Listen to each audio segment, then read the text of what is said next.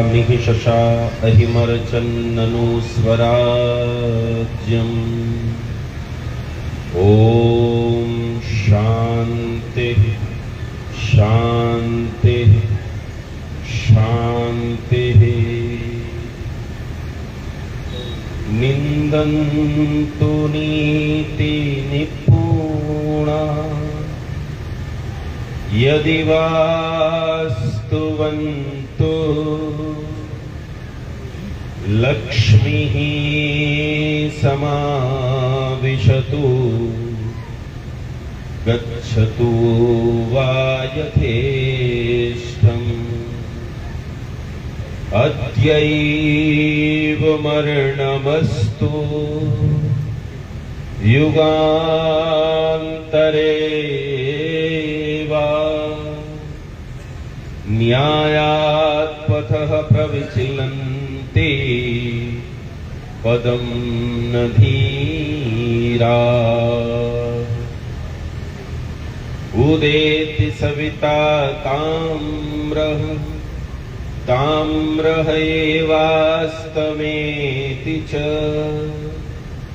संपत्तौ च विपत्तौ च महतामेकरूपता। अग्रतश्चत्वारो वेदाः पृष्ठतः सशरं धनुः। उभाभ्यां समर्थो अस्मि शापादपि शरादपि।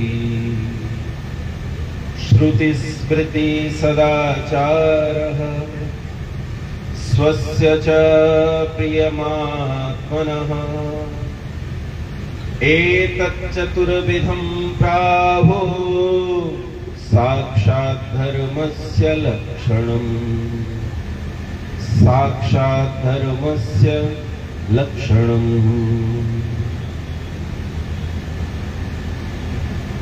मंच पर इस विद्वज्जनों की सभा में उपस्थित आदरणीय सभापति महोदय,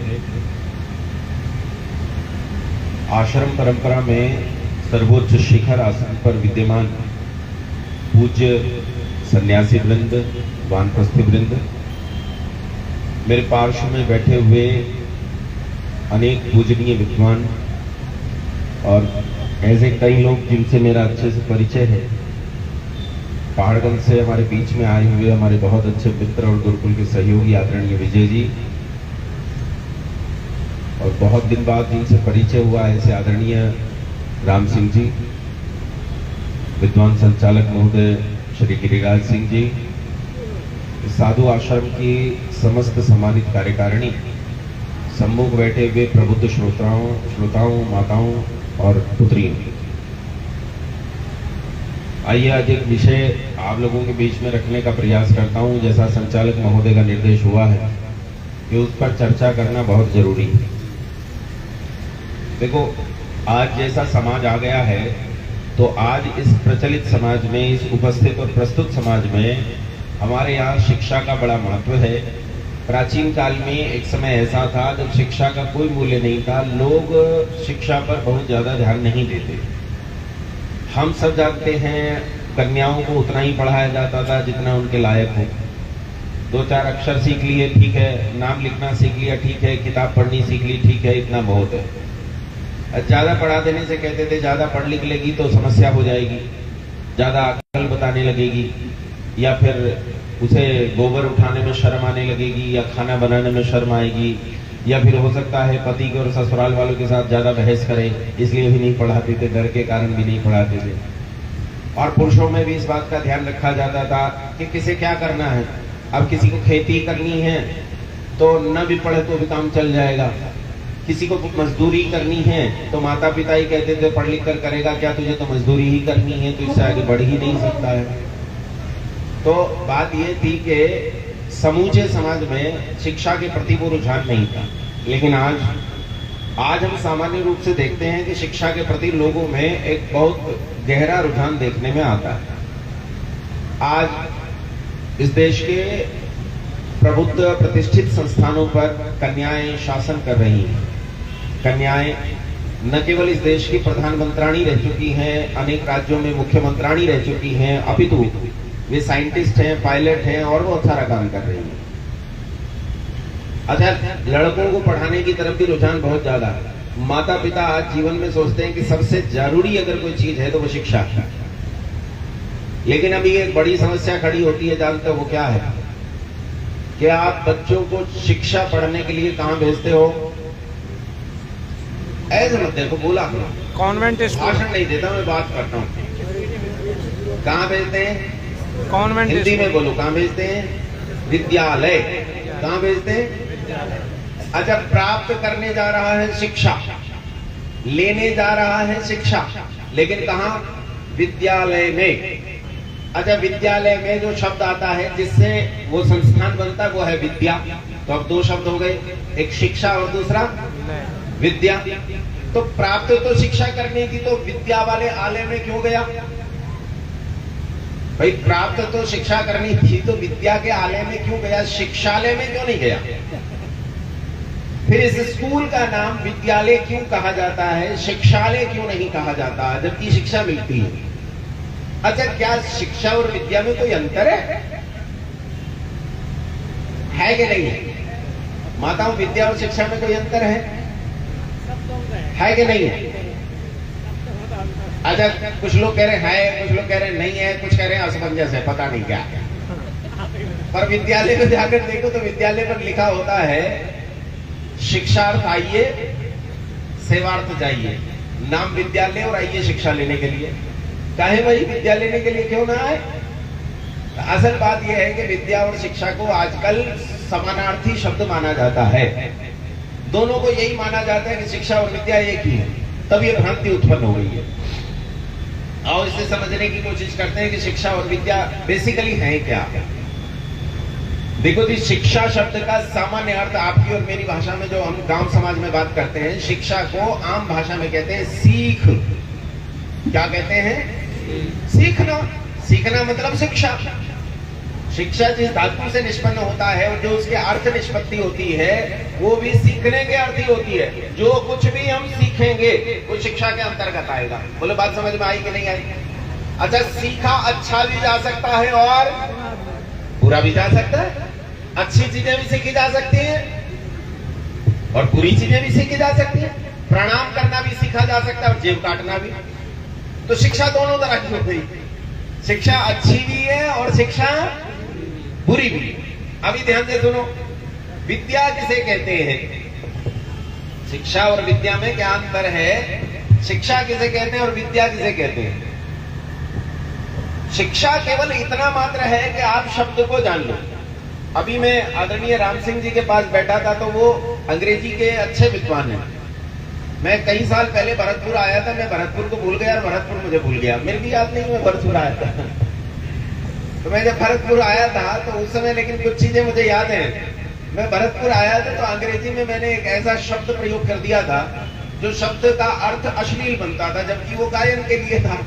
तो उन्होंने मुझे करेक्ट किया था कि ये शब्द का जो प्रोनंसिएशन है, आपका फोनेशन है, वो ठीक नहीं है, इसे ठीक कीजिए। तो मैं उनसे बात कर रहा था तो वो बता रहे थे कि अंग्रेजी के बारे में हम कैसे काम करते हैं और पूरे विश्वविद्यालयों आदि में घूम के कैसे काम करते हैं। लेकिन बंधुओं, भाषा हमें केवल रास्ता दे सकती है, भाषा हमें कुछ बना नहीं सकती। शिक्षा इतनी ही है कि आप उसके माध्यम से अपने भाव को दूसरे तक पहुंचाना सीख जाओ, इससे ज्यादा कुछ भी नहीं तो भैया अंग्रेजी की तो कथा क्या कहें। अब ये तो वो जानेंगे जो पूरी इटिमोलॉजी जानते हैं कि भाई DO2 होता है, TO2 होता है, तो GO गो क्यों होता है, ये तो वो जानेंगे। जब हम SCHOOL बोलते हैं स्कूल, SCH को हमने कहा स्कूल, यानी CH ने यहां क की आवाज दी। लेकिन इसी SCHEDULE जब हम बोलते हैं तो उसे शेड्यूल बोलते हैं। अब ये CH श कैसे हो गया पता नहीं। अच्छा, शिक्षा को अंग्रेजी में क्या कहते हैं? अरे बोल पड़ो। एजुकेशन स्पेलिंग क्या है? EDUCATION। एजुकेशन है। एजुकेशन किधर से आया? अच्छा, ये डीयू का जू कैसे हो जाता है मुझे नहीं पता, वो जाने अंग्रेजी वाले। अपना संस्कृत का काम है, अपन वृद्धि राधे इसमें खुश है भैया। हमारे यहाँ चीजें बदलती नहीं है, जैसी है वैसी रहती है। फिर जैसा लिखा जाता है वैसा पढ़ा जाता है, वैसा बोला जाता है, कोई अंतर नहीं होता संस्कृत में। शिक्षा बस इतने तक सीमित है कि शब्द क्या कहता है, किस तरह कहता है, लेकिन इस शिक्षा के बियॉन्ड जो चीज है उसे हम विद्या कहते हैं। विद्या क्या है? तो सामान्यतः लोग विद्या को भी शिक्षा ही समझ लेते हैं, लेकिन जानते हो, एक बार मैं एक विद्यालय में गया, बहुत बड़ा विद्यालय था, उनका बहुत बड़ा संगठन चलता है। इतना बड़ा संगठन है कि पूरे देश में वो सबसे बड़ा संगठन है, और उनकी सरकारें चलती है इस देश में, नाम नहीं लूंगा मैं, है। तो वहां मैं गया, 7 दिन का शिविर लगा।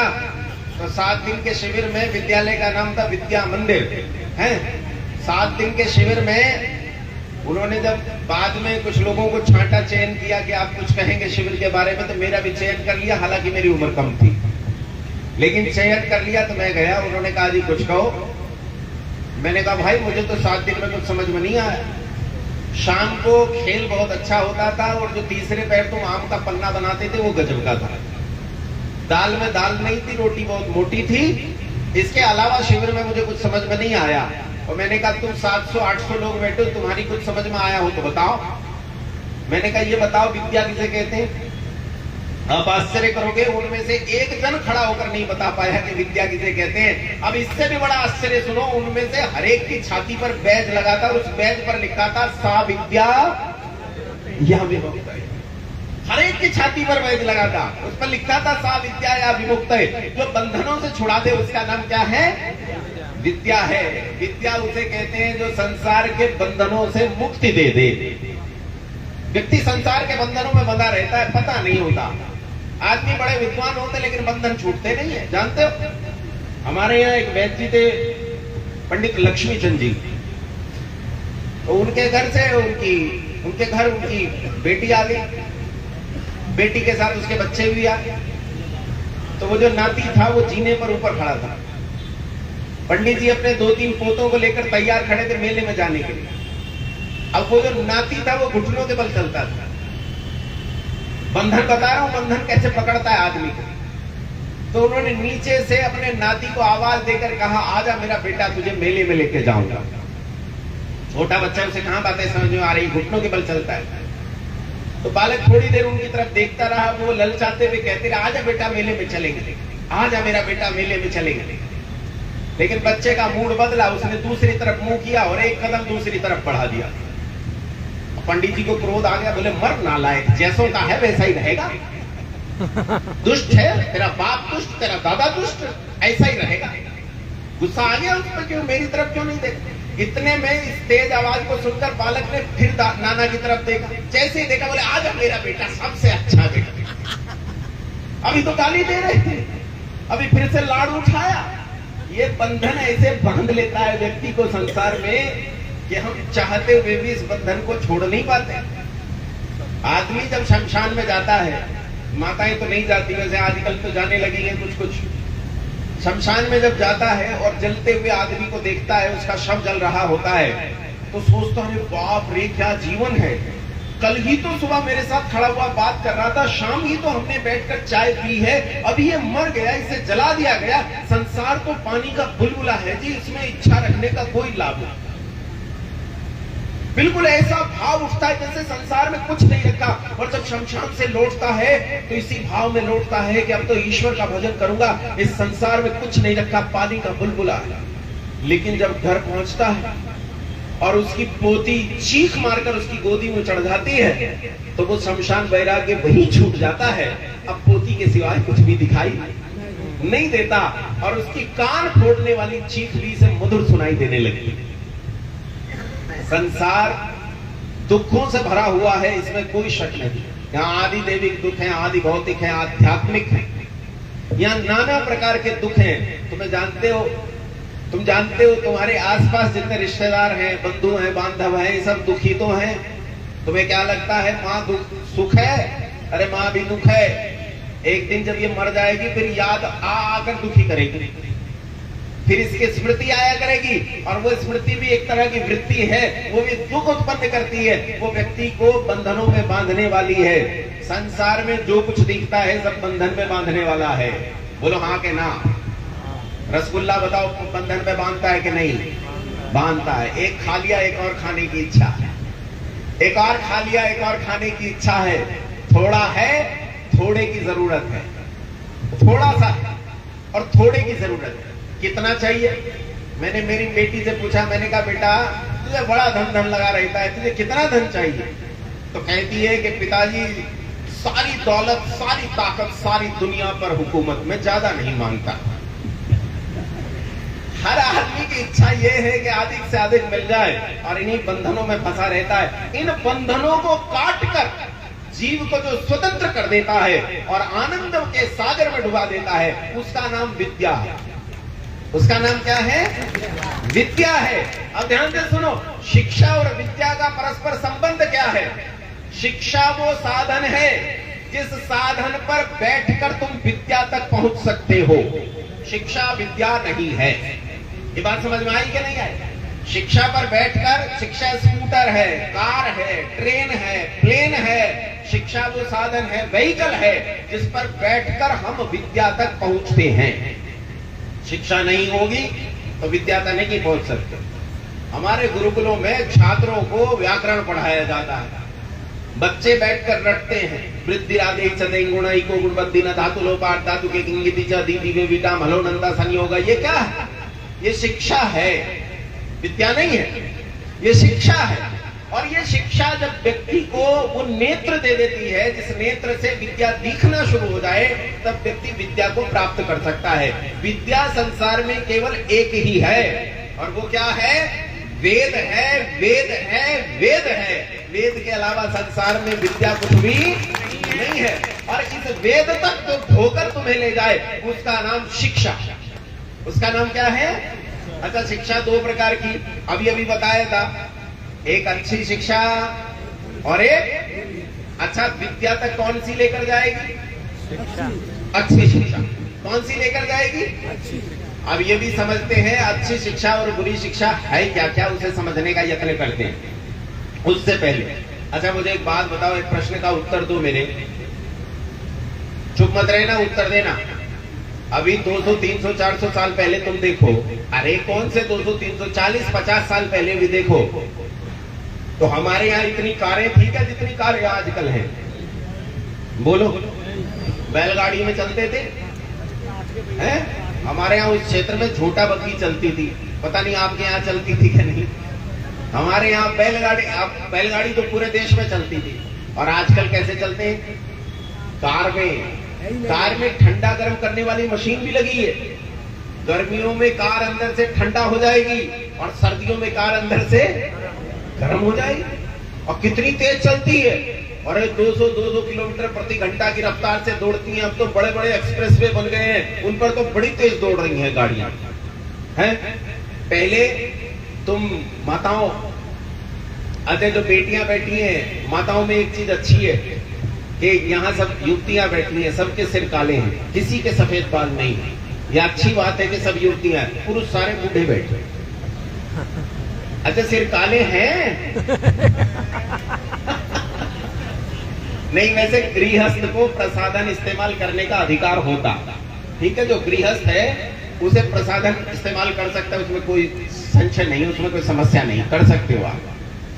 लेकिन मैं ये कहता हूं कि जो माताएं पुरानी बैठी हैं यहाँ, जिनकी आयु ठीक ठाक है, वो याद करो अपने घर सूचना भेजनी होती थी तो फोन करती थी, व्हाट्सएप मैसेज करती थी या चिट्ठी लिखती थी, हैं? चिट्ठी के भी फायदे थे। चिट्ठी 7 दिन में पहुंचती थी और उधर से जवाब आने में फिर 7 दिन यानी 14 दिन लग जाते।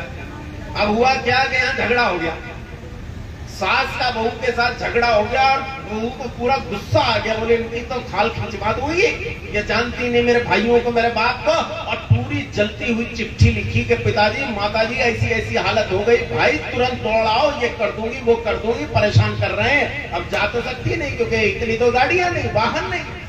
अब 7 दिन में चिट्ठी वहां पहुंची, तब तक तो इसकी सुलह भी हो गई, आराम से गाजर का हलवा बना के खा रही है। उधर से 7 दिन में उन्होंने चिट्ठी, बड़ी गुस्सा आया उन्हें, अरे हमारी लड़की को परेशान कर दिया। उन्होंने चिट्ठी लिखी, बेटा बता दे तू क्या क्या बात है, और फिर देख हम इनका क्या हाल करते हैं, तू एक बार सूचना भेज दे, की तार भेज देना, हम तुरंत आ जाएंगे। 7 दिन में चिट्ठी उधर से आई।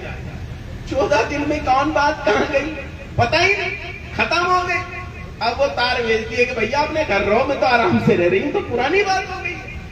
लेकिन अभी क्या होता है, अभी झगड़ा हुआ, फोन निकाला, आ जाओ, गाड़ी बाहर खड़ी है, आधे घंटे में घर सामान भर और चल। आपको पता है विवाहों में से 95% विवाह कोर्ट में चल रहे हैं।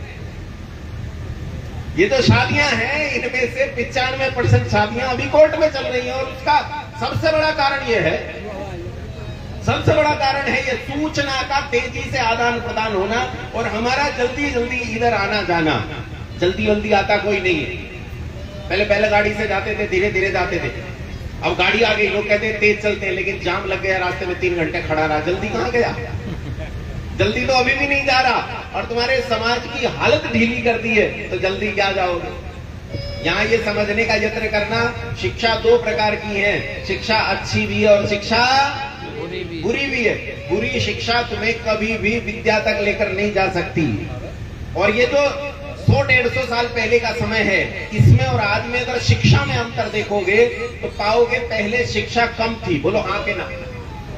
शिक्षा कैसी थी? अच्छा, अब शिक्षा घटी का बढ़ी? शिक्षा टेक्नोलॉजी घटी के बढ़ी? बढ़ गई। ये कूलर थोड़ा था पहले, ये पंखे थोड़े थे पहले, यूं ही बैठते थे लोग, कहां फर्क पड़ता था? यूं पसीने में भीगे बैठे रहते, पसीना आता, हवा चलती तो कहते पसीना बड़ा मजा दे रहा है, ठंडा ठंडा लग रहा है। टेक्नोलॉजी बढ़ गई है, पहले टेक्नोलॉजी कम थी। लोगों को लगता है शिक्षा बढ़ गई है, पहले शिक्षा कम थी। अच्छा, और थोड़ा और पहले जाते हैं, 1000-1500 साल पहले जाते हैं, और 1500 साल पहले देखते हैं कि भारत की शिक्षा क्या थी और वर्तमान शिक्षा क्या है। शिक्षा घटी के बढ़ी? बंधुओं, अच्छा ये बताओ, दशमलव की माफ करना, गुरुत्वाकर्षण की खोज सबसे पहले किसने की? बताओ, नाम लो। किसने? न्यूटन है? न्यूटन ने। ये तो कुछ और नाम ले रहे हैं, लेकिन ये कह रहे हैं न्यूटन ने खोज की। कैसे खोज की? कहते हैं पेड़ से सेब को गिरते हुए किसने देखा था सबसे पहले टूटकर गिरते हुए? न्यूटन ने। अच्छा, न्यूटन के बाप का बाग था, उसने नहीं देखा? उसके बाबा का बाग था, उसकी 50 पीढ़ियां बीत गई, उनका बाग था, किसी ने सेब को पेड़ से टूटकर गिरते नहीं देखा। या फिर ऐसा होता होगा, सब आंख बंद कर लेते होंगे, वरना न्यूटन देखेगा, हमें नहीं देखना। ऐसा था क्या? अरे कौन न्यूटन? कैसा न्यूटन? ये बेचारा गरीब आदमी है, ये तो जेब कतरा है, इसने जेब काटी किसी और की।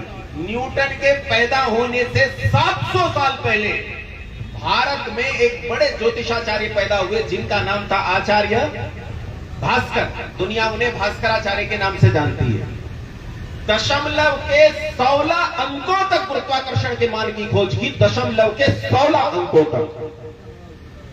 विचार करके देखो, आज तुम्हारे पास दशमलव के 16 अंकों तक का मान नहीं है, लेकिन उन्होंने खोज की। और बंधुओं, उन्हीं के आसपास के काल में पैदा हुए आचार्य आर्यभट्ट, जिन्होंने सूर्य से पृथ्वी की दूरी कितनी है, मंगल की कितनी, बुध की कितनी, इस दूरी का ठीक ठीक मान बताया। उन्होंने बताया कि सूर्य से बुध 0.375 एस्ट्रोनॉमिकल यूनिट की दूरी पर है। उन्होंने ये बताया तो आजकल के वैज्ञानिकों ने प्रयास पूर्वक जब अपने कंप्यूटर कैलकुलेटर्स बना लिए, तो उन्होंने जो कैलकुलेशन की वो अलग आई। कहने लगे भाई आर्यभट्ट का मान गलत है, हमारा कंप्यूटर तो मान कुछ और बता रहा है। ठीक है भाई, गलत होगा मान। इनके कंप्यूटर अपडेट हुए, नए कंप्यूटर आए, मशीनें और अच्छी हुई, तो ये इनका मान बदल गया। लेकिन अब की बार इनका बताया हुआ मान आर्यभट्ट के मान के नजदीक आ गया। और जब तीसरी बार इन्होंने अपडेट किया तो इनका मान बिल्कुल आर्यभट्ट के मान के नजदीक आ गया। अब बोलो सच्चा मान किसका था? आर्यभट्ट का। किसका मान सच्चा था? आर्यभट्ट का। दुनिया को दशमलव देने वाला भारत, दुनिया को प्राकृतिक नंबर्स देने वाला भारत। लोग केवल टेक्स्ट में नंबर्स को लिखते थे, किसी के पास अंक लिखने की विधियां नहीं थी। दुनिया को शून्य देने वाला भारत। दुनिया में गणित में कितनी उन्नति की है इसकी कल्पना करके देखो। 10 साल की बेटी लीलावती विधवा हो गई आचार्य भास्कर की, और विधवा हो गई तो दुनिया ने कहा तेरा वंश डूब जाएगा, तेरी तो बेटी विधवा हो गई, एक ही बेटी थी। तब आचार्य भास्कर ने अपनी पुत्री को गणित पढ़ाना प्रारंभ किया, और बंधुओं जो कुछ लीलावती को पढ़ाते जाते उसे लिखते जाते, और एक मोटी पुस्तक तैयार हुई जो कैलकुलस की पुस्तकों में सबसे माननीय पुस्तक मानी जाती है। उन्होंने अपनी इस पुस्तक का नाम अपनी बेटी के नाम पर लीलावती रखा। लीलावती आज भी दुनिया के एस्ट्रो मैथमेटिक्स में काम करने वाली, खगोल शास्त्र में काम करने वाली सबसे बड़ी संस्था नासा की लाइब्रेरी में माननीय गणित के ग्रंथों में स्थान पाती है। उनकी पुत्री मां लीलावती ने गणित के 12 ग्रंथ लिखे, 12 ग्रंथ, जिनमें ट्रिग्नोमेट्री, ज्योमेट्री, एस्ट्रो मैथमेटिक्स और डायनेमिक्स, इन मैथमेटिक्स पर उन्होंने काम किया। और ये मैथमेटिक्स आज भी, मां लीलावती की 12 पुस्तकें आज भी दुनिया के लिए रहस्य है। दुनिया के गणितज्ञ आज भी इनके सामने मूर्ख बनकर घूमते हैं। एक लीलावती आचार्य भास्कर आर्यभट्ट की बात नहीं कर रहा हूं। आर्यभट्ट प्रथम ने पाई का मान दिया 22/7 और आर्यभट्ट द्वितीय ने पाई का मान दिया 3.1416। पाई के दोनों मान संसार को देने वाले भारतीय थे दोनों। ये तो केवल गणित की बात मैंने की। अभी बहुत चर्चा कर सकता हूं, मेरी गणित में रुचि बहुत है, मैंने गणित पढ़ा बहुत है, मुझे गणित में आनंद बहुत आता है, मैं गणित पर बहुत चर्चा कर सकता हूं, लेकिन आपको बोझिल लगेगा। अगर मैं मैट्रिक्स पर जाऊंगा, अलजेब्रा पर जाऊंगा और उनके गुण सिद्धांतों पर चर्चा करूंगा, मैं इंटीग्रेशन की चर्चा, इंटीग्रल की चर्चा करूंगा, तो आपको बहुत बोझिल लगेगा। इसलिए मोटा मोटा समझो, ये तो गणित के बारे में बताया। चिकित्सा विज्ञान, आपने 2 डॉक्टर्स के नाम सुने भारत में, आचार्य चरक और आचार्य सुश्रुत। नाम सुने? आचार्य चरक फिजिशियन थे और आचार्य सुश्रुत सर्जन थे। आज भी सुश्रुत की सुश्रुत संहिता और चरक की चरक संहिता मौजूद है। आज भी आचार्य सुश्रुत की संहिता और उनकी पुस्तकें उठाकर पढ़ो तो आपको पता चलेगा सैकड़ों से ज्यादा छोटी बड़ी सर्जरीज का उल्लेख है और सैकड़ों से ज्यादा सर्जरी के यंत्रों का उल्लेख है। माइनर सर्जरीज, मेजर सर्जरीज सब उपलब्ध है।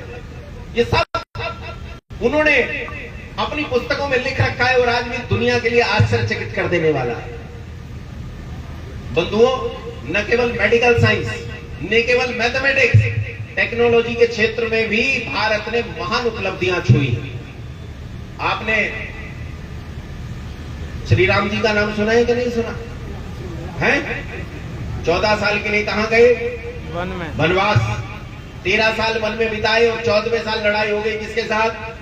रावण के साथ। अरे रावण को यूं ही था कि रावण कह दिया, दुनिया का सबसे शक्तिशाली राजा रावण, उसके साथ झगड़ा हो गया। अच्छा ये बताओ, ऐसी स्थिति जैसे आज भूटान का झगड़ा, अकेले थे राम जी, सेना थोड़े ले होते अपनी, उनके पिता की संपत्ति थोड़े पीछे खड़ी थी। जंगल में अकेले 2 भाई थे, जंगल में अकेले 2 भाइयों ने दुनिया के सबसे शक्तिशाली राजा के साथ लड़ाई कर ली। लड़ाई हो गई। ये ऐसा झगड़ा है जैसे भूटान का झगड़ा अमेरिका के साथ हो जाए। भूटान बचेगा कि मरेगा? मरेगा। अभी पिछले दिनों पाकिस्तान का भारत के साथ हो गया था। हालांकि वो शोर तो बहुत मचा रहे हैं कि हम जीत गए, हम जीत गए, लेकिन भारत से कोई कहे कुछ नहीं रहा, हंस सब रहे हैं। सबको पता है जीत हार में क्या हुआ है। हम तो ये कह रहे हैं हाँ हाँ भैया तू ही जीत गया, तू ही जीत गया, बस तुम मरने से बच जाओ और कुछ नहीं। अब आगे ऐसी गलती मत करना कि तुझे फिर जीतना पड़े। अगर एक और बार इसी तरह जीत गया तो अब नहीं बचेगा। सोचो कि श्री राम जी अकेले थे अपने भाई के साथ और उनका झगड़ा हो गया दुनिया के सबसे शक्तिशाली राजा के साथ। और राजा कहां बैठा था? लंका में। है? लंका में। हाँ, वैसे आजकल दुनिया बदल गई है। दुनिया बदल गई ना, क्यों बताओ? श्री राम को तो लोग आजकल राम कहते हैं और लंका को क्या कहते हैं? श्रीलंका। हालांकि श्रीलंका बनेगा नहीं, व्याकरण के दृष्टिकोण से श्रीमती लंका होना चाहिए, लेकिन वो श्रीलंका कहते हैं। लंका कहां है? लंका समुद्र के बीचों बीच। और लंका पर राम जी का जाना, युद्ध करना, ये कोई सामान्य घटना नहीं थी। जो देश समुद्र के बीचों बीच हो, चारों ओर समुद्र हो, यहाँ भी तो भरतपुर में बताते हैं कोई किला है जो अजय रहा, हाँ बताते हैं ना भरतपुर में किला है अजय रहा, और उसके चारों तरफ क्या है? नहर नहर है। और कैसी नहर है? बहुत गहरी नहर है, इसलिए उसे जीता नहीं जा सका। अब ये सोचो कि समुद्र के बीच में जो देश हो उसे जीता जाना संभव है क्या? एक और देश है, मैं उदाहरण देता हूं, इंग्लैंड। इंग्लैंड समुद्र के बीचों बीच है और इंग्लैंड पर दुनिया के सबसे दो ताकतवर तानाशाहों ने हमला किया। एक का नाम था नेपोलियन बोनापार्ट और दूसरे का नाम था एडोल्फ हिटलर। दोनों ने, नेपोलियन बोनापार्ट ने इंग्लैंड की बहुत बुरी हालत की और एडोल्फ हिटलर वो तो बहुत खतरनाक था भाई। उसने तो ऐसी हालत की कि इंग्लैंड तबाह बर्बाद हो गया। लेकिन इतना बर्बाद होने के बाद भी इंग्लैंड को जर्मनी जीत नहीं सका, इंग्लैंड को फ्रांस नेपोलियन बोनापार्ट जीत नहीं सका, क्योंकि जो समुद्र के बीचों बीच होता है उसे जीतना संभव क्यों संभव नहीं है? इसे ही समझो। जो समुद्र के बीच में है उस पर हमला केवल हवाई हमला किया जा सकता है। और हवाई हमले में क्या हानि होती है? हवाई हमले में वो आपके जहाज को मार गिराएंगे, तो एक तो जहाज गया, और जहाज आसानी से नहीं बनता, बहुत पैसे का आता है, करोड़ों करोड़ रुपए का आता है।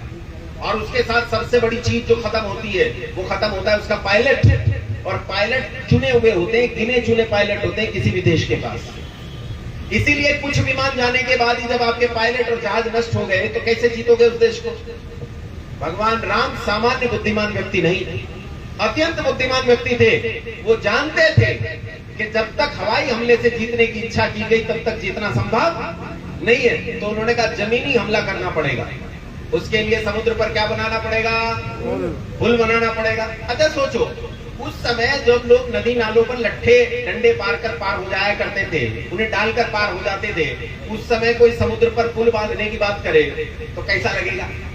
मैं तो सोचता हूं कभी कभी जब सुग्रीव को बुलाकर राम जी ने ये कहा होगा कि भाई सुग्रीव, हमें तो समुद्र पर पुल बांधना है, कल से पुल बांधने की तैयारी करो, तो मैं सोचता हूं सुग्रीव हंसा होगा और कहा होगा महाराज सुबह से मजाक करने के लिए और कोई नहीं मिला, भला समुद्र पर पुल बांधा जा सकता है? लेकिन भगवान श्री राम अपनी योग्यता विद्या बुद्धि को जानते थे। उन्होंने जो पढ़ा था उस शिक्षा को जानते थे। उन्होंने कहा हाँ समुद्र पर पुल बांधा जा सकता है, मैं जानता हूं समुद्र पर पुल कैसे बंधेगा।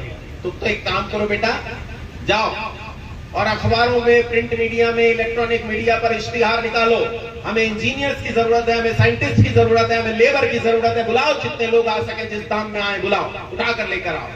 और तब बहुत सारे इंजीनियर्स आए, जिनमें से 2-3 के प्रसिद्ध नाम तो आपने भी सुने होंगे। क्या क्या नाम थे? ऐसे कितने आए होंगे, हजारों साइंटिस्ट आए होंगे, हजारों इंजीनियर आए होंगे, लेकिन उन सब ने नेतृत्व में काम किया। किनके? मर्यादा पुरुषोत्तम भगवान श्री राम के नेतृत्व में काम किया।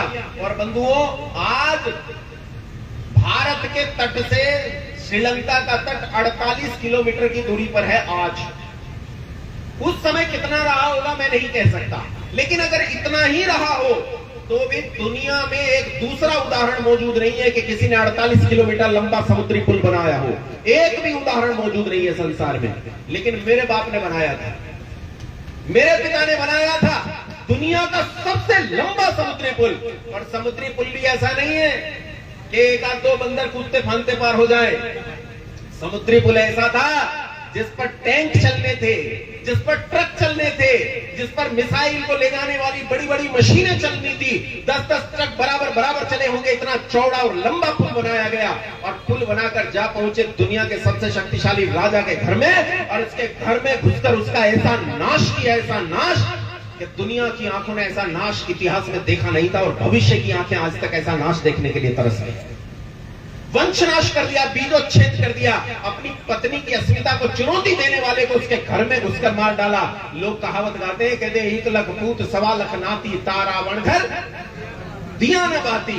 कोई दिया जलाने वाला नहीं छोड़ा, कोई पानी देने वाला नहीं छोड़ा। बंधुओं, ये भारत की टेक्नोलॉजी की स्थिति थी। मैं आपसे पूछना चाहता हूं, जिसने इतना लंबा समुद्री पुल बनाया वो सिविल इंजीनियरिंग जानता होगा कि नहीं है? जानता होगा कि नहीं? मैकेनिकल इंजीनियरिंग जानता होगा कि नहीं? ओशन साइंस, जियोलॉजी, भूगर्भ विज्ञान जानता होगा कि नहीं? और जो इतना पढ़ा था, क्या उसके सामने टेक्नोलॉजी थोड़ी थी? बहुत टेक्नोलॉजी जानता था। मुनि भारद्वाज ने भगवान राम को न्यूक्लियर वेपन्स तक दिए थे, इतने बड़े बड़े आयुध भगवान राम को दिए थे। मुनि भारद्वाज का विमान शास्त्र आज भी मौजूद है, जिसमें सैकड़ों प्रकार के विमानों को बनाने की बाकायदा विधि उपलब्ध है। बंधुओं, न केवल हाइड्रोजन, लिक्विड हाइड्रोजन, इन ईंधनों से विमान को उड़ाने का वर्णन है, अपितु ऐसे ईंधन का वर्णन है जो ईंधन अभी प्रयोग में नहीं लाया जा रहा, जिस पर उसी विमान शास्त्र के आधार पर शोध चल रहा है। मैं आपसे पूछना चाहता हूं, उत्तर देना मुझे। 1 किलो सोना और 1 किलो बुभुक्षित पारा, दोनों को जोड़ दें तो कितने किलो बनेगा? 1 किलो सोना और 1 किलो बुभुक्षित पारा, दोनों को जोड़ दें तो कितने किलो बना? ये 1 ही किलो होता है। 1 किलो बुभुक्षित पारा लो, 1 किलो सोना लो, दोनों को इकट्ठा बना दो तो ये 1 ही किलो बनता है। और इस ईंधन का प्रयोग मुनि भारद्वाज के विमान शास्त्र में उपयोग किया गया है कि इस ईंधन के द्वारा लंबी दूरी तक, जहां सौर ऊर्जा भी ना हो, वहां तक विमान को उड़ाया जा सकता है। और उस पर शोध कर रहे हैं अभी लोग, उस पर शोध चल रहा है। अब ईमानदारी से बताओ मुझे, टेक्नोलॉजी बढ़ी या टेक्नोलॉजी घटी? बोल पड़ो, शिक्षा बढ़ी या शिक्षा घटी? बंधुओं, शिक्षा बहुत घटी। हाँ, हमारे पूर्वजों ने ऐसी चीजें नहीं बनाई जो हानि करने वाली थी, क्योंकि हम जब किसी काम को करते थे तो यूं देखते थे ये काम यज्ञीय है या नहीं, इसमें यज्ञ है या नहीं। हम पॉलीथीन नहीं बनाते थे, क्योंकि हमें पता था कि पॉलीथीन को बनाने में 1 सेकंड लगेगी, लेकिन पॉलीथीन को नष्ट करने में 5000 साल लगेंगे। और जब तक पॉलीथीन रहेगी संसार को हानि देगी, इसलिए हमने गंदी चीजें नहीं बनाई, अच्छी सब बनाई। भारत में शिक्षा की दशा कैसी थी, इसकी कल्पना करके देखो कि पूरे भारत में एक अर्वाचीन विद्वान हुए भाई राजीव दीक्षित, उन्होंने कहा कि 7,32,000 के आसपास, वो कहते हैं कि 7,32,000 गांव थे और 7,32,000 गुरुकुल थे। लेकिन मैं उनकी बात नहीं मानता, इसलिए नहीं मानता कि आप मुझ पर आरोप लगा दोगे कि अपने व्यक्ति का उदाहरण दे रहे हो। मैं बात कर रहा हूं एडम विलियम्स की। एडम विलियम्स उस 7 सदस्यीय समिति में से था जो लॉर्ड मैकाले ने बनाई थी, थॉमस बेबिंगटन मैकॉले। उसने जो 7 सदस्यीय समिति बनाई थी, उस समिति में एडम विलियम्स मौजूद था। और एडम विलियम्स ने उस समय की 1822 की रेवेन्यू रिपोर्ट के आधार पर कहा कि भारत में 5 लाख गुरुकुल मौजूद है। कितने? 600 साल मुसलमानों का शासन बीत जाने के बाद, 600 साल तक मुसलमानों द्वारा गुरुकुलों को नष्ट किए जाने के बाद, 600 साल तक इस देश में विश्वविद्यालयों को बर्बाद किए जाने के बाद, 1822 की रेवेन्यू रिपोर्ट के आधार पर एडम विलियम्स कहता है कि इस देश में 5 लाख गुरुकुल मौजूद हैं। इसका मतलब है कि इस देश में शिक्षा की दशा क्या रही होगी, उसका सहज आकलन करना बहुत मुश्किल काम नहीं। 4 presidency, Madras presidency, Bombay presidency, Punjab presidency और कलकत्ता प्रेसिडेंसी, इन चारों प्रेसिडेंसी की अगर लिटरेसी काउंट देखूं तो सबसे कम लिटरेसी काउंट पंजाब प्रेसिडेंसी का था, जिसमें मैं बैठा हूं। ये पंजाब प्रेसिडेंसी के अंतर्गत आता था। और पंजाब प्रेसिडेंसी में भारत का लिटरेसी साक्षरता प्रतिशत 97% था। 97%। देश जब आजाद हुआ तो 20-22% लोग लिटरेट थे, 20-22% लोग केवल पढ़ना लिखना जानते। ये दशा थी भारत। भारत कहां से गिरा और कहां तक आया, और अभी हम कह रहे हैं हम बड़े शिक्षित हो गए। मित्रों, बंधुओं, इस देश में सबसे पहला हमला किसका हुआ? बोलो, मुसलमानों में सबसे पहला हमला किसका हुआ? गौरी कासिम का हमला हुआ। कासिम का हमला भारत पर 15वां हमला था। 15वां हमला। इससे पहले ये 14 हमले कर चुके थे, जो 14 के 14 असफल थे। असल बात बताऊं आपको कि मोहम्मद की पैदाइश के साथ ही इन लोगों ने एक सपना देखा, भारत को जीतने का सपना, जिसे गजबाई हिंद कहते हैं। इन्होंने अपनी पैदाइश के साथ यह सपना देखा। इन्हें इनके अब्बू ने बताया। अब्बू समझ गए ना? अब वो केस हो जाएगा, इसलिए नाम नहीं ले रहा हूं, नहीं तो मैं बता देता कि मैं मोहम्मद की बात कर रहा हूं। इनके अब्बू ने इन्हें बताया उस समय कि एक होती है जन्नत। जन्नत क्या है? तो उन्होंने कहा जन्नत ऐसी जहां मीठे पानी की नदियां बहती, कितनी नदियां बहती हैं कोई गिनती नहीं, जहां चारों ओर हरियाली है, हजारों तरह की सब्जियां हैं, हजारों तरह के फल हैं, 6 ऋतुएं होती हैं, चारों ओर सुख ही सुख है, सुख के अलावा कुछ नहीं है, वहां विद्या ही विद्या बिखरी है, प्रत्येक मानव शिक्षित है, बड़ा विद्वान है, प्रत्येक बालिका शिक्षिता है, ऊंची विदुषी है। ऐसा स्थान है जन्नत, और एक दिन हम उस जन्नत में जाएंगे बंधुओं। ये जन्नत कोई और नहीं, क्या था? भारत। भारत ही वो जन्नत था जहां 6 ऋतुएं हैं, भारत ही वो देश है जहां हजारों नदियां बहती हैं जो मीठे पानी की नदियां हैं, भारत ही वो देश है जहां हजारों प्रकार की सब्जियां और फल होते हैं, भारत ही वो देश था जहां चारों ओर केवल विद्या ही विद्या थी। और इन्होंने सपना देखा कि एक दिन जाकर उस भारत पर कब्जा करना, एक दिन जाकर उस भारत पर शासन करेंगे। इन्होंने अपनी पैदाइश के साथ ही हमला करना शुरू किया, और इनके हमले होते होते पहला सफल हमला 700 कितने में किया था? 711-12 में मोहम्मद बिन कासिम ने हमला किया। बिन कासिम ने सिंध के जिस क्षेत्र पर हमला किया, उस क्षेत्र पर हमला करने के बाद भी ये अधिक कुछ कर नहीं पाए, लेकिन इतना करने में कामयाब हुए कि किसी तट पर, किसी क्षेत्र पर इन्होंने कब्जा कर लिया। उसके बाद गजनवी, गौरी, बाबर कितने आए कितने गए, और इस देश पर हमले प्रारंभ हो गए। लेकिन सबसे सफल हमला माना जाता है मोहम्मद गोरी का, मोहम्मद शहाबुद्दीन गोरी का। शहाबुद्दीन गोरी इस देश में आया, इस देश में अपना शासन स्थापित किया और अपने गुलाम को शासन लेकर चला गया। गुलाम का नाम था कुतुबुद्दीन ऐबक, और इसी कुतुबुद्दीन ऐबक के साथ एक सिपह सलार आया था जिसका नाम था बख्तियार खिलजी। क्या नाम बताया मैंने? बख्तियार खिलजी। बख्तियार खिलजी। बख्तियार खिलजी ने इस देश में आकर गोरी के जाने के बाद अपनी अलग सत्ता स्थापित कर ली, और पश्चिमोत्तर प्रांत से लेकर असम तक इसने हमला किया। बंधुओं, बख्तियार खिलजी इतना भयानक, इतना जालिम था कि इसने गांव के गांव जलाकर राख कर दिए, शहर के शहर उजाड़ दिए, स्त्रियों को मार डाला, बच्चों को मार डाला, कन्याओं के साथ सामूहिक बलात्कार किए, जमीन को इसी देश के खून से लाल कर दिया। लेकिन बख्तियार खिलजी ने पश्चिमोत्तर प्रांत से लेकर, ये दिल्ली के पड़ोस में जो पड़ता है, यहां से लेकर और असम तक का जो रास्ता तय किया, इसमें उसने 3 यूनिवर्सिटी भी जला दी। आवाज आ रही है पीछे तक मेरी? दाई ने बढ़िया काम किया है ना। बख्तियार खिलजी ने पश्चिमोत्तर प्रांत से लेकर और असम तक पूरा का पूरा इलाका जलाकर राख कर दिया। लेकिन इसमें सबसे बड़ा काम जो उसने किया, उसने इस रास्ते में आने वाले 3 विश्वविद्यालयों को नष्ट किया। और ये 3 विश्वविद्यालय थे, एक था नालंदा, दूसरा विक्रमशिला और तीसरा उदयंतपुरी। विक्रमशिला जो मेडिकल साइंस का था, उदयंतपुरी जो फिलॉसफी का विश्वविद्यालय था, और नालंदा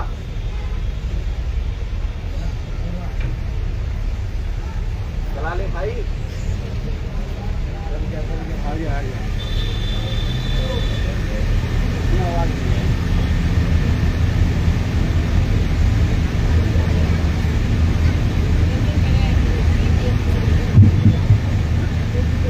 तीन विश्वविद्यालय, नालंदा, विक्रमशिला और उदयंतपुरी, इनमें नालंदा से लेकर उदयंतपुरी तक इसने इन विश्वविद्यालयों को न केवल लूटा, बर्बाद किया, अपितु इनके अंतर्गत चलने वाले कितने बड़े शैक्षिक ढांचे को नष्ट किया, उसकी कल्पना करके देखें। बंधुओं, ये जो नालंदा था, नालंदा के पास अलग अलग इतिहासकार अलग अलग बताते हैं कि 100 गांव, 200 गांव, 400 गांव, लेकिन मैं जिसे सबसे प्रामाणिक स्रोत मानता हूं, उस ऐतिहासिक प्रामाणिक स्रोत के आधार पर 1000 गांव का जमींदारा था अकेले नालंदा विश्वविद्यालय के पास। इसी 1000 गांव के जमींदारे से नालंदा विश्वविद्यालय अपने छात्रों को पढ़ाता था। इसके अंदर 15,000 छात्रों को रखकर पढ़ाने की व्यवस्था मौजूद थी, और इसके अलावा सप्लीमेंट्री कोर्सेज और एसोसिएट कोर्सेज में कितने छात्र आकर पढ़ते होंगे, उसकी कोई कैलकुलेशन नहीं। अकेले नालंदा के अंतर्गत, अकेले विक्रमशिला के अंतर्गत, अकेले उदयंतपुरी के अंतर्गत हजारों हजार नन्हे गुरुकुल चलते थे, और इन नन्हे गुरुकुलों को पालन पोषण इनके बड़े और केंद्रीय विश्वविद्यालय देते थे। जब इन विश्वविद्यालयों को नष्ट किया गया, तो इन विश्वविद्यालयों के अंतर्गत पढ़ने वाले इन सारे नन्हे गुरुकुलों को भी नष्ट कर दिया गया, और इस देश की शिक्षा का ढांचा पूरी तरह ध्वस्त हुआ। बंधुओं, कहते हैं कि नालंदा विश्वविद्यालय की लाइब्रेरी में इतनी पुस्तकें थी, इतिहासकार अतिशोक्तिपूर्ण प्रवंचना कहते करते हुए लिखते हैं कि आग लगाई गई तो 6 महीने तक आग जलती रही। खैर, इसे मैं केवल काव्यात्मक बात कहता हूं, वास्तविकता ये थी कि 6 महीने तक सेना उसी नालंदा विश्वविद्यालय के कैंपस में रुकी और वहां रुकते हुए नालंदा विश्वविद्यालय, और ठंडी के दिन थे, ठंडी के दिनों में पाखाने में नहाने के लिए, पानी को गर्म करने के लिए इन बहुमूल्य पुस्तकों को जलाया गया। इस तरह 6 महीने तक पुस्तकें जलती रही और 6 महीने तक दुनिया का गूढ़ साहित्य, दुनिया का महानतम साहित्य जलाकर नष्ट कर दिया गया। जाहिल, नीच, बर्बर, मूर्ख, उच्चड़, अशिक्षित, अपढ़ लोगों ने दुनिया के महानतम साहित्य को जलाकर नष्ट कर दिया। 6 मंजिला इमारत को देखकर खिलजी ने पूछा, ये इमारत क्या है? दुभाषी की मदद से पूछा तो दुभाषी ने बताया कि महाराज ये लाइब्रेरी है। कितनी पुस्तकें?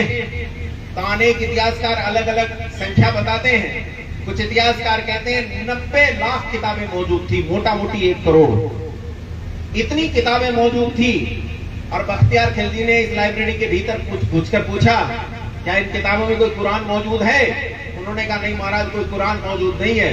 तो कहा अगर कुरान मौजूद नहीं है तो इस लाइब्रेरी के अस्तित्व का कोई औचित्य नहीं बनता, आग लगा दो इस लाइब्रेरी को। और बंधुओं, आग लगा दी गई, इस लाइब्रेरी को बर्बाद कर दिया गया क्योंकि उसमें कुरान मौजूद नहीं थी।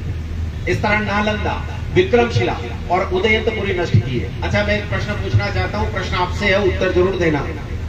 एक लुटेरा जब लूटने आता है तो धन चाहता है। इसने गांव लूटे, इसे धन मिला, शहर लूटे, इसने धन मिला, इसने घरों को लूटा, इसे धन मिला। लेकिन ये बताओ, जिन गुरुकुलों में लंगोटी बांधकर ब्रह्मचारी बटुक रहते थे, जिन गुरुकुलों में भिक्षायाची ब्राह्मण शिक्षा देते थे, आचार्य रहते थे, उन गुरुकुलों में तो धन मौजूद नहीं था, तो उन्हें नष्ट क्यों किया गया? क्योंकि शिक्षा को नष्ट, बोलो, शिक्षा को नष्ट करना। आप सुनो एक वाक्य नेल्सन मंडेला का। नेल्सन मंडेला का नाम सुना है? दक्षिण अफ्रीका के राष्ट्रपति, जिन्होंने बहुत अच्छी लड़ाई लड़ी थी असमानता के खिलाफ। नेल्सन मंडेला कहते हैं, अगर तुम्हें किसी जाति को, किसी राष्ट्र को गुलाम बनाना है तो सबसे पहले उसकी संस्कृति को नष्ट करना पड़ेगा, और उस देश की संस्कृति को नष्ट करने के लिए तुम्हें उसकी शिक्षा को नष्ट करना पड़ेगा। यदि तुमने उसके शैक्षिक ढांचे को नष्ट कर दिया तो तुमने आधा काम कर लिया। बाकी का आधा काम करेगी तुम्हारी अपनी शिक्षा व्यवस्था। तुमने जिस शिक्षा व्यवस्था को नष्ट किया है उसके स्थान पर अपनी शिक्षा व्यवस्था को स्थापित करो। बंधुओं, जब उसने इन 53 यूनिवर्सिटीज को और उसके आने वाले वंशजों ने इस देश में मौजूद उन 53 यूनिवर्सिटीज को नष्ट किया, जिनमें लाखों लाख विद्यार्थी शिक्षा प्राप्त करते थे, न केवल इस देश के अपितु पूरी दुनिया से शिक्षा प्राप्त करने आते थे इस देश में, जब उन्हें नष्ट किया तो इसके पीछे जो मानसिकता काम कर रही थी, वो मानसिकता काम कर रही थी देश को गुलाम बनाने के लिए, संस्कृति को नष्ट करने की मानसिकता। शिक्षा ही संसार को सुसंस्कृत बनाती है, उसे संस्कृति देती है। उस शिक्षा को नष्ट करना जरूरी है। उन्होंने इसे नष्ट किया, यह आधा काम हो गया, और बाकी का आधा काम किया उन्होंने इस देश में अपनी शिक्षा की प्रतिस्थापना करके। अच्छा ये बताओ, मुसलमानों ने इस देश में मदरसे खड़े किए कि नहीं किए? मुंडी हिलाओ। क्यों? मुझे पता चले तुम्हारी बात समझ में आ रही है? मदरसे खड़े किए कि नहीं खड़े किए? और आज नालंदा को नष्ट हुए कई सौ साल बीत जाने के बाद, विक्रमशिला, तक्षशिला, पुष्पगिरी, पल्लवी, अयोध्या, काशी और प्रयाग को नष्ट हुए कई सौ साल बीत जाने के बाद, आज इस देश में चप्पे चप्पे, हाईवे हाईवे, गली गली, मोहल्ला मोहल्ला, शहर शहर, गांव गांव, नुक्कड़ नुक्कड़, चौराहा चौराहा मदरसों की बाढ़ आई हुई है। बोलो हाँ के ना? है कि नहीं है? और गुरुकुल खत्म हो गया, गुरुकुल नष्ट। जो गुरुकुल हैं भी, वो भी अपनी आखिरी सांसें गिन रहे हैं। गुरुकुल कैसे चलते हैं वो हमसे पूछो। मैं अगर भिक्षा मांग कर न लाऊं, मैं अगर बाहर न निकलूं, तो मेरे बटुकों को भोजन तक नहीं मिलेगा। हम जानते हैं, क्योंकि हिंदू समाज तो तुम्हें कल बताया था, क्या है ये? चूचू का कल बताया था। जो कुछ मान ले वो भी हिंदू, जो ना माने वो भी हिंदू। इन्हें अपने धर्म से कोई लेना देना नहीं है। अगर मैं भीख मांगकर न लाऊं तो गुरुकुल न चले मेरा। ऐसे जब आचार्य अपना जीवन नष्ट करते हैं गुरुकुलों के पीछे, तब ये अंतिम सांस लेते हुए गुरुकुल किसी तरह अपना जीवन यापन कर रहे हैं बंधुओं। लेकिन मदरसे आलीशान, तुमने देखे नहीं मदरसे कैसे होते। मैं एक मदरसे में चला गया, उस मदरसे में जाकर मैंने, उसके अंदर तहखाना था। मेरी आदत में सब जगह घुस जाता हूं, हालांकि मेरे साथ जो लोग गए थे वो डर रहे थे। बोले यार गलत आदमी के साथ आगे आर समाजी के साथ कहीं जाना नहीं चाहिए, मरवा देगा। लेकिन मैं नीचे घुस गया तहखाने, कम से कम 2 इंच मोटा कालीन होगा और कम से कम 30 फीट लंबा कालीन। मैंने कहा भैया ये कालीन तो बड़ा मोटा है, ये कालीन कहां से लाए हो? तो बोले जी ये तो विदेश से आया है, 20,000 का कालीन है। मैंने कहा 20,000 का कालीन? बोला ऐसे तो 450 कालीन है। 450 कालीन मतलब मेरे गुरुकुल की जमीन भी बेच दो तो उसके कालीन का पैसा पूरा नहीं होगा। तो इस देश में मुश्किल से 30 करोड़ हैं, हम इस देश में 110 करोड़ हैं। हमारे गुरुकुल भूखे नंगे भीख मांगकर काम चलाते हैं, वो आलीशान परिस्थितियों में अपना जीवन जीते। ये परिस्थितियां हैं इस देश की शिक्षा की। बंधुओं, मुसलमानों के इतने अत्याचार के बाद भी 1822 में एडम विलियम्स लिखता है कि 5 लाख गुरुकुल मौजूद हैं, 5 लाख इस देश में। इसी एडम विलियम्स के साथ Jim Mills, Wilberforce, madam Montessori, Thomas Babington Macaulay, Adam Williams और एक और आदमी था। इनकी 7 सदस्यों की एक सदस्यीय समिति आई इस देश में। उस समय इस देश में गवर्नर था लॉर्ड विलियम बेंटिक। बेंटिक को इस देश में नायक के तौर पर प्रतिस्थापित किया गया। आपने नहीं सुना? बेंटिक ने बहुत सारे सुधारवादी काम किए। लॉर्ड विलियम बेंटिक ने सती प्रथा रोकी, विधवा विवाह शुरू किए, है ना? ये सब झूठी बातें, इसलिए ताकि उसे हीरो बनाया जा सके। हीरो के पीछे दुनिया चलती है, उसे हीरो बनाया गया और पीछे से टीबी मैकॉले को अपने 7 सदस्यीय दल के साथ भेजा गया इस देश की एजुकेशन पॉलिसी को नष्ट करने के लिए। बंधुओं, मुसलमानों के नष्ट करने के बाद भी जब इस देश की शिक्षा व्यवस्था नष्ट नहीं हुई तो उस समय अंग्रेजों ने एक पॉलिसी बनाई और इसका नाम रखा इंग्लिश एजुकेशन पॉलिसी। 1801 में इस देश में जेम्स फोर्ड कॉलेज को स्थापित करने के बाद, जो मद्रास में था, उसके बाद उन्होंने इस देश में 3 यूनिवर्सिटी स्थापित की, मद्रास, कलकत्ता और बॉम्बे। और इन 3 यूनिवर्सिटी के अंतर्गत 1801 में काम करना शुरू किया। 1835 तक आते आते एक औरत थी मैडम मॉन्टेसरी, उसके नेतृत्व में इस पूरे देश में उन्होंने मॉन्टेसरी स्कूलों का जाल खड़ा कर दिया।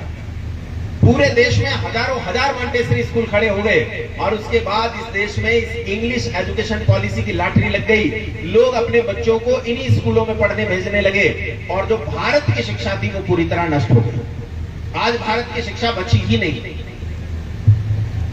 आवश्यकता ये है, देखो ये विषय बहुत लंबा है, छोटा विषय है नहीं, कई घंटे का विषय, लेकिन मैं आपको केवल इतना बताना चाहता हूं कि आज इस देश में जिस चीज की सबसे ज्यादा जरूरत है वो किस चीज की है? बोलो, शिक्षा, एजुकेशन पॉलिसी। क्यों है इसे समझो। अंग्रेजों ने हमें क्या दिया? अच्छा, मेरी ओर ध्यान रखना और मुझे बताना, क्या अंग्रेजों ने हमें मैथमेटिक्स दिया? मैथमेटिक्स अंग्रेजों के आने से पहले था कि नहीं था? बोलो। फिजिक्स था कि नहीं था? केमिस्ट्री थी कि नहीं थी? बायोलॉजी थी कि नहीं थी? सब कुछ था। टेक्नोलॉजी मौजूद थी, मेडिकल साइंस मौजूद था। तो अंग्रेजों ने शिक्षा में क्या बदलाव किया?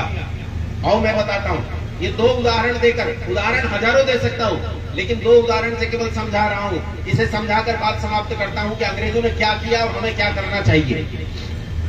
अंग्रेजों ने इस देश में आकर देखा कि इस देश को बार बार मृत्यु के तट पर जाने के बाद भी वापस जीवन की ओर लौटा कर ले जाने वाली अगर कुछ है तो वो इस देश की संस्कृति है।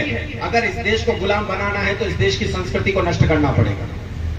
और हमारी दशा आज ये हो गई कि संस्कृति नष्ट हो गई। कैसे नष्ट हुई मैं बताता हूं। अच्छा बताओ, देश की संस्कृति का नाम क्या है?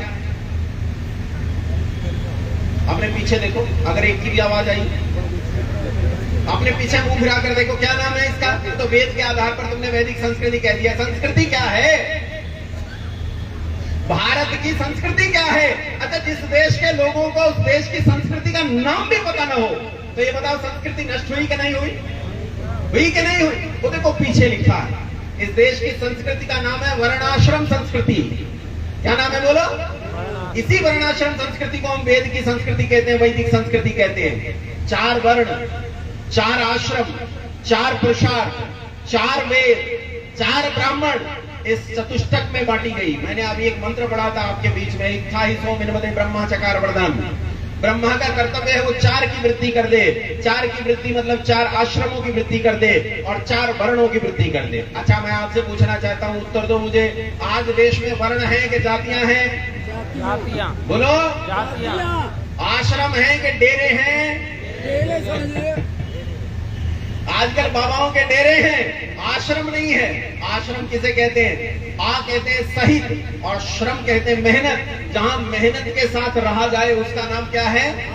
आश्रम। लेकिन जिन आश्रमों को तुम आश्रम कह रहे हो उनमें तो एसी लगा है, मर्सिडीज गाड़ियां हैं, तो मेहनत का कोई काम बचा ही नहीं, काम खत्म, तो आश्रम बचे ही नहीं। आश्रम को कितने आश्रम होते हैं भारत में बोलो? 4 हैं? 4 अच्छा, मैंने हरिद्वार में पूछा कि आश्रम कितने होते हैं, बोले महाराज यहाँ तो आश्रम ही आश्रम है, आप बताओ कितने हैं? 4 आश्रम होते हैं। पहला गृहस्थ, दूसरा पहला गृहस्थ ब्रह्मचर्य, उसने तो मान लिया, बोले हाँ पहला ब्रह्मचर्य, गृहस्थ। पहला ब्रह्मचर्य, दूसरा, गृहस्थ, तीसरा, वानप्रस्थ, चौथा। संन्यास। अच्छा ये बताओ, आज ब्रह्मचर्य आश्रम है? नहीं मुंडी है, हिलाओ। नहीं है, है कहीं? नहीं है, इन्हें छोड़ देना 10-20 को। वानप्रस्थ है? नहीं है, संन्यास है? नहीं बोलो। यही है। और फिर गृहस्थ भी कहाँ है? गृहस्थ भी कहाँ है? गृहस्थ भी होटल बन गया। मैं बनारस गया तो मैंने कहा मुझे कहीं रुकना है और कहीं एकांत में रुकना है, तो उन्होंने कहा आपको एक रेस्ट हाउस में टिका देते हैं। मैंने कहा ये क्या होता है? बोले घर में ही एक अलग कमरा बना रखा, उसे किराए पे देते हैं। वो ऐसा रेस्ट एट होम या कुछ ऐसा करके नाम चलता है उसका, वहां टिका देते हैं। बंधुओं, उन्होंने आश्रम को कैसे नष्ट किया इसका एक उदाहरण सुनो।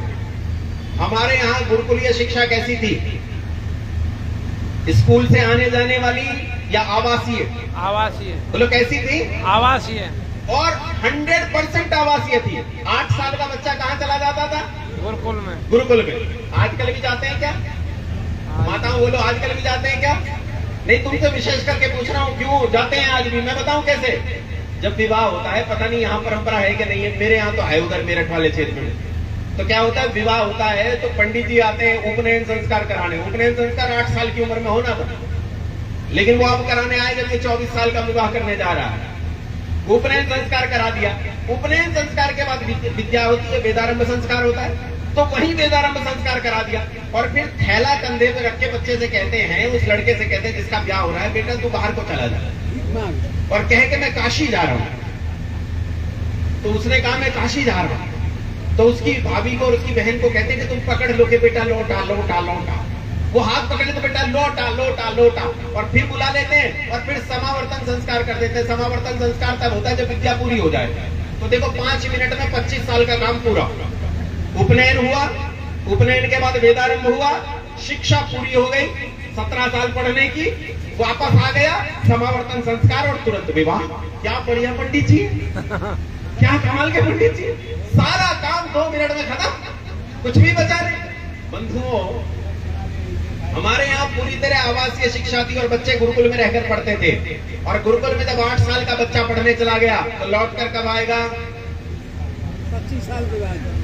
25 साल का जब हो जाए कम से कम तब आएगा। लेकिन अभी तो ऐसा नहीं है। ये इनका अपने देवेंद्र जी का लड़का पढ़ता है गुरुकुल में, वो तो मेरे ही साथ आ गया, हर साल आ जाते हैं घर में पढ़ने। तो जो आवासीय शिक्षा है उसमें भी लोचा, आवासीय शिक्षा में भी लोचा है। लेकिन उस समय आवासीय शिक्षा का मतलब था 8 साल का चला गया, जब बड़ा होकर आएगा तो माता पिता इसलिए पहचानते हैं क्योंकि बीच बीच में गुरुकुल गए थे, और वरना पहचानना भी भूल जाएंगे यही हमारा बेटा है, ये भी ना पहचान पाए इतने दिन में। और बंधुओं, वो बालक गुरुकुल में रहता था, समाज से उसका कोई संबंध नहीं था। अच्छा बताओ, जो बच्चा गुरुकुल में चला गया 17 साल बाद लौट कर आएगा, मोबाइल से कोई मतलब, गंदी फिल्मों से कोई मतलब, गंदे चित्रों से कोई मतलब नहीं है।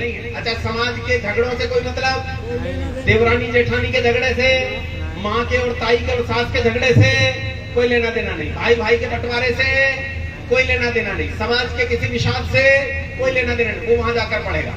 बात समझ में आई? घर में कौन रह गया? गृहस्थ। अब ये गृहस्थ जैसे ही हुआ 50 साल का, तो ये कहाँ चला जाएगा? ये भी वानप्रस्थ लेगा और पीले कपड़े लेकर चला जाएगा गुरुकुल में, और जाकर निधि ध्यान करेगा, मोक्ष की तैयारी करेगा। और फिर जब ये 75 साल का हो जाएगा तो क्या ले लेगा? संन्यास। ये गुरुकुल भी छोड़ देगा, एक रात्रि से अधिक शयन नहीं करेगा कहीं, और लगातार घूमता फिरता मोक्ष की यात्रा के लिए टहलता रहेगा। ये 4 आश्रम तब थे जब गुरुकुल में छात्र रहता था। अब छात्र कहाँ रहता है? बोल पड़ो। मम्मी की गोद में। कहाँ रहता है? माँ तो रही नहीं, क्या बन गई? मम्मी। पिताजी क्या बन गए? डैडू। पिताजी बन गए डैडू और माँ बन गई मम्मी। मम्मी भी नहीं बनी, मॉम। मॉम से आगे मम्स। अब मम्स भी नहीं रही, दिल्ली विल्ली जाओगे तो कहते हे बड़ी, और यू बड़ी हो गई, बड़ी बोलते BUDDY बड़ी, वो डैडी है बड़ी। ये माँ बाप बन गए, और माँ बाप जब ऐसे बन गए तो बच्चा हो गया घर में, और घर में बच्चे को कैसे बनाते हैं? एक छोटा सा विश्लेषण करके देखो, गुरुकुल में बच्चा 3:40 पर उठ जाता है, बिस्तर छोड़ देता है। 3:40 पर उठकर अपना शौच दंत धावन आदि करने के बाद खेल के मैदान में आ जाता है, घंटों वो व्यायाम करता है, व्यायाम करने के बाद स्नान करता है। भयानक ठंडी में जब तुम 2 रजाई में कांपते रहते हो ना, वो 5 बजे पानी के नीचे, ठंडे पानी में ट्यूबवेल के नीचे नहाता है, जबरदस्ती खींचना पड़ता है। अरे पूरा हो गया तेरा स्नान, यज्ञ भी करना है, चल। फिर यज्ञ में जाता है संध्या में, बच्चे 80 हैं और बैठने की जगह थोड़ी है, यज्ञ के पास बैठने का चाव रहता है, तो लड़कर जगह मिलेगी, बालक लड़ना सीखता है, संघर्ष सीखता है। ऐसा संघर्ष है। एक बालक एक दिन यूं घूम रहा सुबह से, मैंने कहा क्या हुआ? बोले कुछ नहीं आचार्य जी, कबड्डी में चोट लग गई। और वो शाम तक ऐसे ही घूमता रहा, तो मुझे चिंता हुई, 2 दिन से ऐसे ही घूम रहा है। मैंने आचार्य जी से कहा, मैंने कहा आचार्य जी पर चेक करो, पता करवाए, डॉक्टर के पास लेके, नहीं तो नालायक का हाथ टूट गया, 2 दिन से टूटा हुआ हाथ लेके घूम रहा। ऐसे संघर्ष के साथ जीता है। भोजन के लिए जब जाता है तो भोजन में सबसे आगे जगह लेने के लिए लड़ना पड़ता है, बिस्तर अच्छी जगह डालने के लिए लड़ना पड़ता है, हर चीज के लिए लड़ना और संघर्ष करना सीखता है। और बालक सीखता है कि संघर्ष किसे कहते हैं, लड़ाई किसे कहते हैं। लेकिन ये तो तुम्हारे घर में रहता है, कौन? मम्मी का, पप्पा का, वो लड्डू गोपाल है। माँ कैसे उठाती है? 8 बजे बस आएगी, 7:30 बजे माँ 20 चुम्मियां लेकर उठाती है इसे, उठ जा मेरे लाल, मेरे पीले, मेरे नीले। और जब ये खड़ा हो जाता है तो इसे माँ धोती है, क्योंकि नहाया तो खुद से जाता है, तो माँ इसे रगड़ रगड़ कर धोती है। धोने के बाद माँ इसे लाल पीले नीले कपड़े पहनाती है, गले में एक थर्मस डालेगी, एक टिफिन डालेगी, अच्छा खासा जोगर बनाकर इसे ब्रेकफास्ट की टेबल पर बिठाएगी, इसे खाना खिलाएगी, इसका बस्ता इसके गले में डालेगी, और फिर लड्डू गोपाल को उठाकर बाहर आई बस के कंडक्टर को दे देगी। कंडक्टर लड्डू गोपाल को ले जाकर बस की सीट पर रख देगा। बस लेकर लड्डू गोपाल को स्कूल जाएगी। स्कूल में कंडक्टर इस लड्डू गोपाल को उठाकर स्कूल की आया को देगा। स्कूल की आया देगी टीचर को। टीचर 4 घंटे इसे सीट पर बिठाकर कुछ पढ़ाएगी, और जब वो पूरा हो जाएगा तो फिर लड्डू गोपाल का उल्टा क्रम शुरू होगा। टीचर आया को देगा, आया कंडक्टर को, कंडक्टर घर जाकर माँ को, और माँ 20 चुम्मियों के साथ रिसीव करेगी। घर में ले जाकर इसे खाना खिलाएगी, कपड़े बदलकर सुला देगी, और बैठकर इसका क्या पूरा करेगी? ये बोलो, ये वाली इधर वाली पंक्ति, बैठकर क्या पूरा करेगी इसका? कौन करेगी? मिम्मी है। ये इसका होमवर्क पूरा करेगी, और तब हम उम्मीद करेंगे कि छत्रपति शिवाजी महाराज बनेगा। ये छक्कली देखकर 3 मंजिल पर चढ़ जाएगा। माँ को आवाज, माँ तो कहता नहीं, मम्मी। और जब मम्मी 6ठी मंजिल पे पहले ही खड़ी है, बोला बेटा मैंने तो पहले ही देख ली थी। अब ये जीजाबाई और शिवाजी महाराज ये घर में तैयार हो रहे हैं, और पूरी आश्रम व्यवस्था नष्ट कर दी। जब से ये घर से आने जाने वाली शिक्षा शुरू हुई, ब्रह्मचर्य आश्रम नष्ट, गृहस्थ नष्ट, वानप्रस्थ नष्ट, सन्यास नष्ट, सब कुछ नष्ट हो गया। हमारे पास कुछ नहीं बचा। बंधुओं, एक और छोटी सी बात सुनो। ये तो मैंने आपको बताया कि आश्रम कैसे नष्ट हुए, वर्ण कैसे नष्ट हुए, और जातियां कैसे पैदा हुई। से ध्यान से सुनो, ध्यान से सुनो। वो हमारी शिक्षा में शुल्क लेकर आए। पहले गुरुकुलों में शुल्क था क्या? था क्या? क्या देते थे गुरु को? गुरु दक्षिणा। क्या देते थे?